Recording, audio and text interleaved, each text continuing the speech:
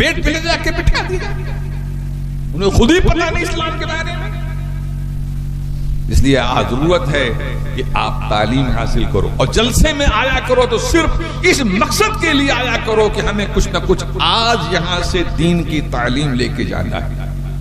اب آؤ سنو، حضور سید کائنات صلی اللہ علیہ وسلم نے 40 سالہ زندگی مکہ شریف میں گزارا، ہر طرف سے واہ واہ سبحان اللہ، کیا نوجوان ہے محمد صلی اللہ علیہ وسلم، ایسا نوجوان کہ آج تک مکے میں ایسا نوجوان کوئی پیدا نہیں ہوا، ہر طرف سے واہ واہی ہو رہی تھی۔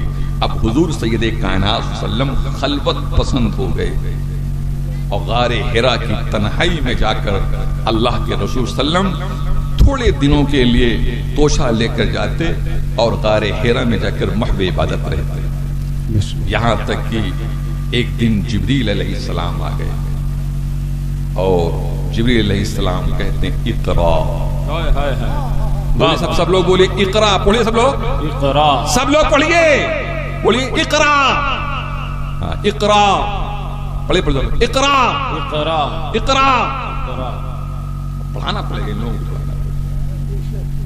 اس لیے میں پہلے آ جاتا ہوں، مجھے کوئی اس کی پرواہ نہیں ہوتی ہے کہ میرا واہ واہی ہوگا کہ جلسہ یعنی ہمارا استقبال ہوگا کہ نہیں ہوگا، چند ہی لوگوں میں تقریر کروں گا، چلو گھر چلو، صبح ہم کو پڑھانا بخاری شریف پڑھانا، اور جب ہم تھکے رہیں گے رات بھر کیا پڑھائیں گے، خاک پڑھائیں گے، اس لیے ہم یہ سب کچھ نہیں لحاظ کرتے ہیں، کئی آدمی ہیں، اگر 2-4 آدمی تھے تب بھی میں تقریر کرا دیتے، ہم اس تقریر کر دیتے، ہمیں کوئی پرواہ نہیں ہے، ہمیں پرواہ صرف آپ کو ٹیلنٹڈ کرنا ہے، آپ کو کچھ نہ کچھ تعلیم اللہ کے واسطے آپ لوگ حاصل کر لو، اللہ کے واسطے۔ جبریل علیہ السلام نے کیا کہا، اقرا، پڑھیے، حضور نے کہا ما انا بقاری، میں پڑھنے والا نہیں ہوں، میں پڑھنے والا، بولیے، حضور نے کیا کہا، میں پڑھنے والا نہیں ہوں، مگر ہمارے دشمنوں نے ترجمہ کیا ہے میں پڑھا ہوا نہیں ہوں، اور ہمارے بزرگوں نے کیا کہا، ایسا امی کس لیے منت کشے استاد، ایسا امی کس لیے منت کشے استاذ ہو، کیا کفایت اس کو اقرا ربک الاکرم نہیں۔ اللہ اللہ اللہ اللہ اکبر۔ یا اعلی حضرت فضل بریلوی فرماتے ہیں حضور کو کیا ضرورت ہے کسی سے پڑھنے کی، حضرت کا علم علم لدنی تھا اے امیر، حضرت وہیں سے آئے تھے لکھے پڑھے ہوئے۔ تو جبریل نے کہا اقرا، تو حضور نے کہا ما انا بقارٍ، میں پڑھنے والا بولو نہیں ہوں، میں پڑھانے آیا ہوں کہ پڑھنے آیا ہوں۔ کسی استاذ کا اپائنٹمنٹ ہو اور اس سے منیجر صاحب آ کر کہیں حضرت پڑھیے، تو کہے گا واہ صاحب ہمارا اپائنٹمنٹ ہوا ہے پڑھانے کے لیے، اور میرے پڑھیے۔ اللہ اکبر۔ اللہ نے اپنے محبوب کو پڑھایا ہے اور حضور نے پوری کائنات کو پڑھایا ہے۔ الرحمن علم القرآن، رحمان نے اپنے پیارے حبیب کو قرآن سکھایا، اور رحمان کے حبیب نے صحابہ کو سکھایا، صحابہ نے تابعین کو سکھایا، تابعین نے تبع تابعین کو سکھایا۔ اس طریقے سے بزرگوں سے ہوتا ہوا جناب والا ہم لوگوں تک علم پہنچا ہے۔ جیسے انسانوں کا شجرہ ہوتا ہے کہ فلاں کے باپ فلاں، فلاں کے باپ فلاں، فلاں کے باپ فلاں، فلاں کے باپ فلاں، فلاں فلاں سے فلاں فلاں سے، الحمدللہ ہم اہل سنت والعلماء کرام کا شجرہ علمی بھی ہے، سبحان اللہ۔ یہاں سے لے کر حضور سید کائنات صلی اللہ علیہ وسلم تک ہمارا شجرہ علمی بھی موجود ہے۔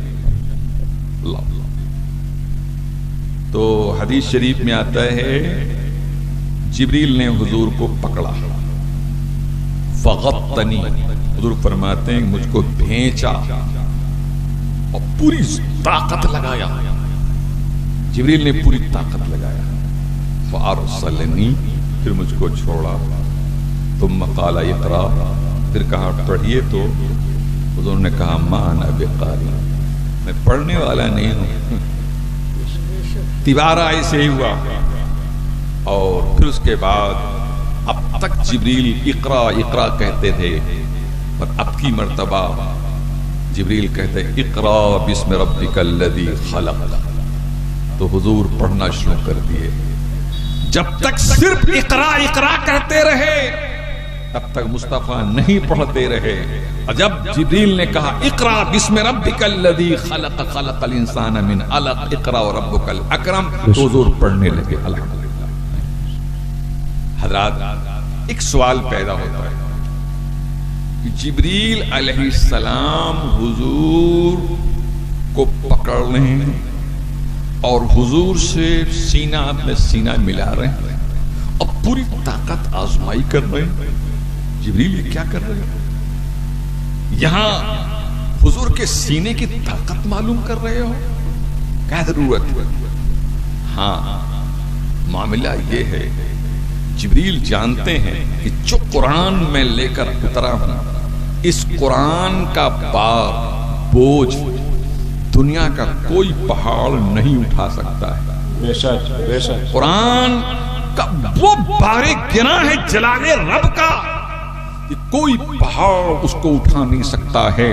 قرآن نے کہا لو انزلنا هذا القرآن على جبل لرأيته خاشعا متصدعا من خشية الله، اگر ہم کسی بھی پہاڑ پر اس قرآن کو نازل کرتے تو تم دیکھتے کہ خوف خدا سے جلال الہی سے تاب نہ لا پاتا وہ پہاڑ اور چور چور ہو جاتا۔ اب جبریل علیہ السلام اب باسمن میں آئی مولانا شفیق صاحب، جبریل علیہ السلام مصطفیٰ کے سینے سے اپنا سینہ لگا کر پوری طاقت آزمائی کیوں کر رہے تھے؟ دیکھنا چاہتے تھے کہ یہ جو قرآن لے کر آیا ہوں پہاڑ نہیں اٹھا سکتا ہے، ذرا مصطفیٰ کے سینے کی طاقت معلوم کر لے کہ سینہ مصطفیٰ کتنا طاقت والا، سینے مصطفیٰ کتنا طاقت والا ہے۔ اب جبریل کو معلوم ہو گیا دنیا میں کسی پہاڑ میں اتنی طاقت نہیں جتنا طاقت مصطفیٰ کے سینے میں ہے۔ سبحان اللہ، بات سمجھ میں آ رہی ہے؟ بولو، سمجھ بات آ رہی ہے؟ پورے دنیا کے جتنے ہمالیہ پہاڑوں میں بھی اتنی طاقت نہیں ہے جتنا کی طاقت بولو سینے مصطفیٰ میں۔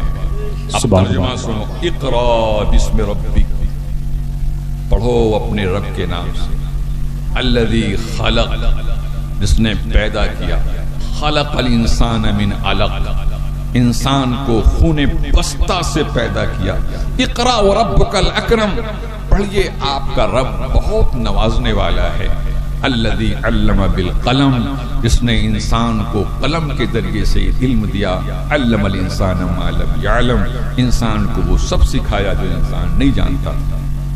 یہ 5 آیتیں ہیں، اس کو آیات خمسہ کہتے ہیں۔ کیا کہتے ہیں؟ بولیے، آیات خمسہ کہتے ہیں۔ یہ 5 آیتیں لے کر حضور سید کائنات صلی اللہ علیہ وسلم غار حرا سے اترتے ہیں۔ کسی شاعر نے کہا وہ نبیوں میں رحمت لقب پانے والا، مرادیں غریبوں کی پر لانے والا، وہ اپنے پرائے کا غم کھانے والا، اتر کر حرا سے سوئے قوم آیا اور ایک نسخہ کیمیا ساتھ لایا۔ سبحان اللہ، سبحان اللہ، اور ایک نسخہ کیمیا ساتھ لایا۔ چنانچہ حضور سید کائنات صلی اللہ علیہ وسلم پر سب سے پہلی جو آیت اتری کون؟ بولے اقرا، بولیے زور سے بولیے، اقرا، کیا اتری ہے؟ اقرا، اقرا۔ 5 آیتیں اتری ہیں۔ آپ میں سے جو لوگ 70 سال 60 سال کے ہوں گے وہ جانتے ہوں، اگر مکتب میں آپ پڑھے رہے ہوں گے تو جب اما یتساءلون مولوی صاحب پڑھاتے تھے اور جب اقرا اگلے روز اقرا کا درس آنے والا ہوتا تھا تو بچے سے مولوی صاحب کہتے تھے جاؤ اپنی امی سے کہہ دینا کل اقرا شروع ہو۔ معلوم ہے نا؟ بولیے، یہ رواج تھا کہ نہیں تھا؟ مگر یہ بدعتی لوگوں نے اس کو بھی بدعتی کہہ کے ختم کرا دیا۔ اللہ اللہ اللہ، مولوی صاحب کہتے تھے جاؤ اپنی امی سے کہہ دینا کل اقرا شروع ہوگا، تو ماں گھگری بناتی تھی، بچے بہت خوش ہوتے تھے ہمارا اقرا شروع ہوگا۔ سوال پیدا ہوتا ہے 30واں پارہ پورا پڑھا، کوئی اہتمام نہیں ہوا، آج اقرا شروع ہو رہا ہے، آج فاتحہ کھانی کیوں ہو رہی ہے؟ مولوی صاحب خاص طور پر کیوں کہہ رہے ہیں؟ اصل میں معاملہ یہ ہے، مولوی صاحب کا کہنے کا مقصد یہ ہے بچے جو کل تم سبق پڑھو گے یہ وہی سبق ہے جو سب سے پہلے غار حرا میں مصطفیٰ جان رحمت اترا تھا۔ اللہ سبحان اللہ سبحان اللہ سبحان اللہ. اس لیے جناب والا یہ رواج تھا جب اقرا پڑھا جاتا تھا تو فاتحہ خوانی ہوتی. حضرات اب فترہ کا لفظ آتا ہے بخاری شریف میں بھی چند روز پڑھایا. ایک طویل مدت تک اب قرآن کا نزول نہیں ہو رہا ہے. حضور بے چین. بس تقریر میں ختم کر رہا ہوں. میں جان رہا ہوں کہ آپ لوگ ذرا چلانے والی تقریر پسند کرتے ہیں. نہیں, درسگاہی تقریر نہیں. اور اب رات بھی جب آ رہی ہے نا تو تقریر وہی چلے گی. ہم لوگ تقریر بس عشاء بات کرانے کو رکھا دیا. تو حدیث شریف میں آتا ہے کہ حضور کو بہت پریشانی تھی, بڑا قلق تھا. اتنا دن ہو گیا آیت نہیں اتر رہی, آیت نہیں اتر رہی, آیت نہیں اتر رہی. تو حضور سید کائنات صلی اللہ علیہ وسلم تشریف لے جا رہے. اتنے میں حضور سید کائنات صلی اللہ علیہ وسلم نے کیا دیکھا کہ وہی جو غار حرا میں فرشتہ آیا تھا, اللہ اللہ, وہ فرشتہ زمین و آسمان کے درمیان میں ایک بہت بڑی عظیم کرسی پہ بیٹھا ہوا.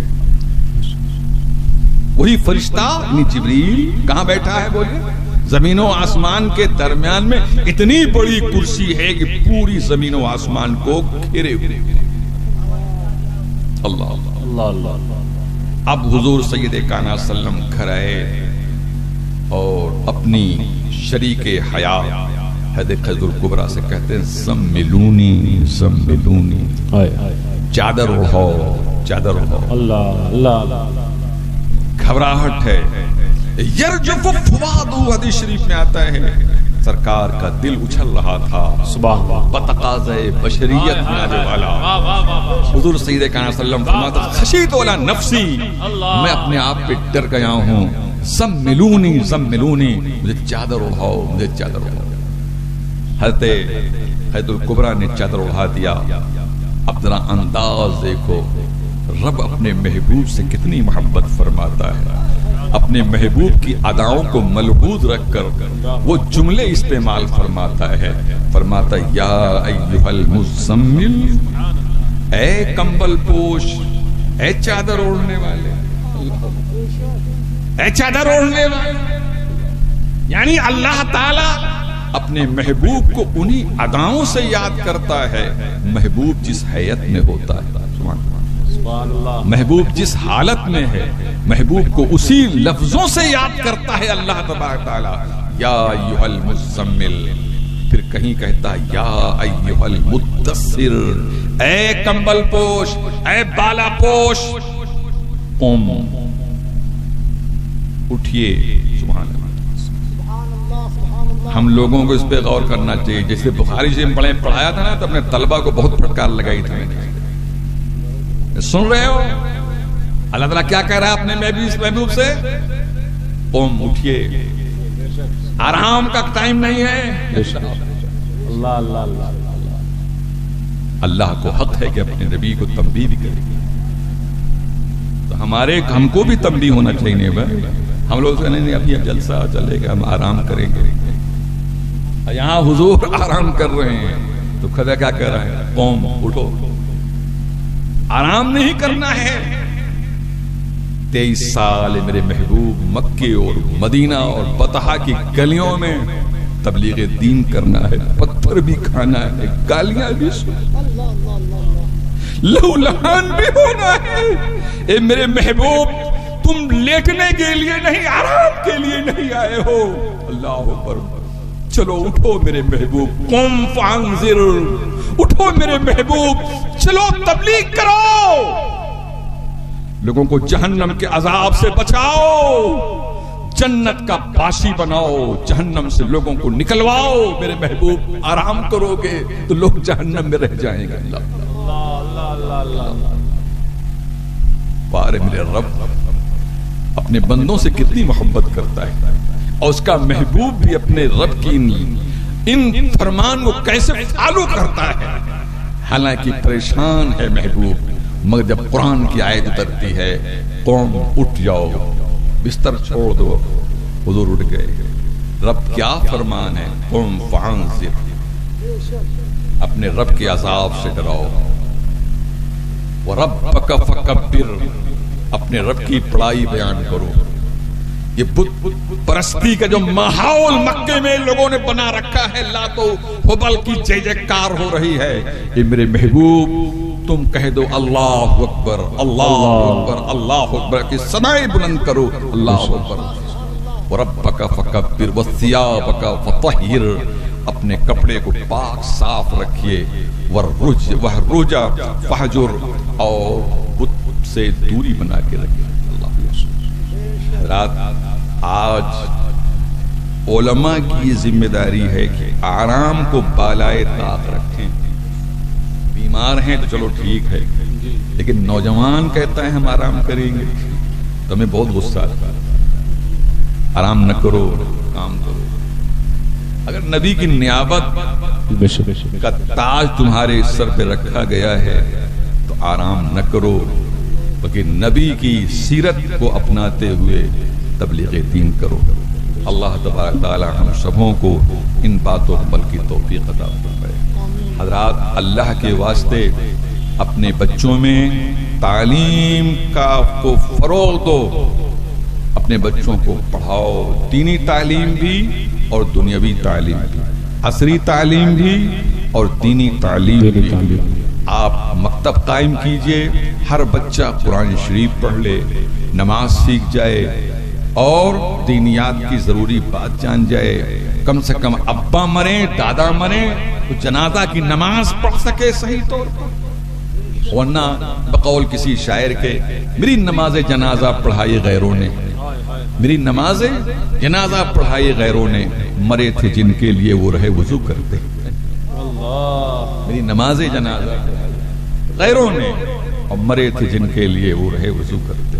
آج آپ دیکھیے بلکہ کو آپ نے بہت کچھ بنا دیا۔ ہمارے کرم فرما مولانا وسیع احمد صاحب وائس پرنسپل تھے۔